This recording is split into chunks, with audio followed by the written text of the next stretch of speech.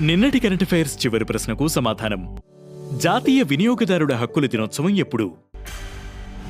ఏటా డిసెంబర్ 24న జాతీయ వినియోగదారుల హక్కుల దినోత్సవం నిర్వహిస్తారు. వినియోగదారుల రక్షణ, సాధికారత, హక్కులపై అవగాహన కల్పించడం దీని లక్ష్యం. వినియోగదారుల రక్షణ చట్టం 1986 అన్యాయమైన వాణిజ్య పద్ధతులు, నాణ్యత లేని వస్తువుల సేవల నుంచి వినియోగదారుణ్ణి రక్షిస్తుంది. ఈ చట్టాన్ని భారతదేశంలో వినియోగదారుల హక్కుల మాగ్నా కార్టా అని పిలుస్తారు. 1986 డిసెంబర్ 24న ఇది అమల్లోకి వచ్చింది. ఇక మొదటిది LVM-3 M6 బ్లూబర్డ్ బ్లాక్ 2 ప్రయోగం విజయవంతం. ఇస్రో చేపట్టిన బాహుబలి రాకెట్ LVM-3 M6 ప్రయోగం విజయవంతమైంది. స్వదేశీ పరిజ్ఞానంతో తయారు చేసిన వాహక నౌక అమెరికాకు చెందిన బ్లూబర్డ్ బ్లాక్ 2 ఉపగ్రహాన్ని నింగిలోకి తీసుకువెళ్లింది. ఈ శాటిలైట్ ప్రపంచవ్యాప్తంగా టెలికాం రంగంలో విప్లవాత్మక మార్పులు తీసుకురానుంది. సాధారణంగా మనం వాడే ఇంటర్నెట్ కోసం ప్రత్యేకమైన డిష్లు లేదా శాటిలైట్ ఫోన్లు అవసరమవుతాయి. కానీ బ్లూబర్డ్ బ్లాక్ 2 సాంకేతికతతో అవి లేకుండానే స్మార్ట్ ఫోన్లకు నేరుగా బ్రాడ్బ్యాండ్ సిగ్నల్స్ అందుతాయి. ఇక రెండవది 24 మందికి రాష్ట్రీయ విజ్ఞాన్ పురస్కారాలు. రాష్ట్రపతి ద్రౌపది ముర్ము డిసెంబర్ 23న రాష్ట్రపతి భవన్లో రాష్ట్రీయ విజ్ఞాన్ పురస్కారాలను ప్రదానం చేశారు.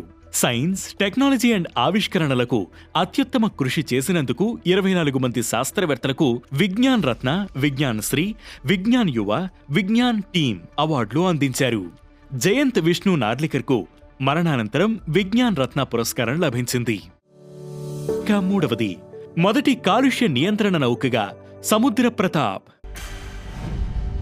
గోవా షిప్యార్డ్ లిమిటెడ్లో దేశీయంగా నిర్మించిన మొట్టమొదటి కాలుష్య నియంత్రణ నౌక సముద్ర ప్రతాప్ను భారత కోస్ట్ గార్డ్ ప్రవేశపెట్టింది.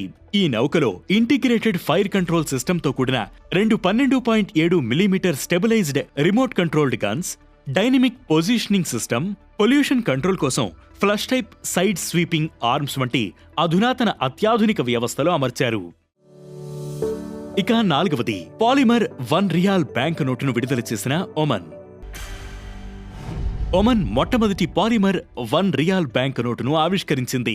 సెంట్రల్ బ్యాంక్ ఆఫ్ ఒమన్ జారీ చేసిన ఈ నోటు జనవరి 11, 2026 నుంచి ప్రస్తుత కరెన్సీతో పాటు చలామణిలోకి వస్తుంది. పేపర్ కరెన్సీ కంటే పాలిమర్ నోట్లు ఎక్కువ సురక్షితమైనవి.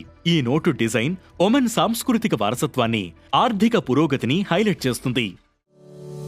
ఇక ఐదవది 660 కోట్ల రూపాయల నష్టాలను నివారించిన FRI.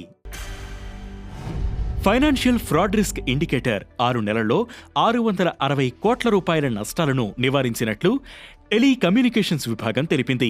ఫైనాన్షియల్ ఫ్రాడ్ రిస్క్ ఇండికేటర్ను 2025 మేలో టెలికమ్యూనికేషన్స్ విభాగమైన డిజిటల్ ఇంటెలిజెన్స్ యూనిట్ ప్రారంభించింది.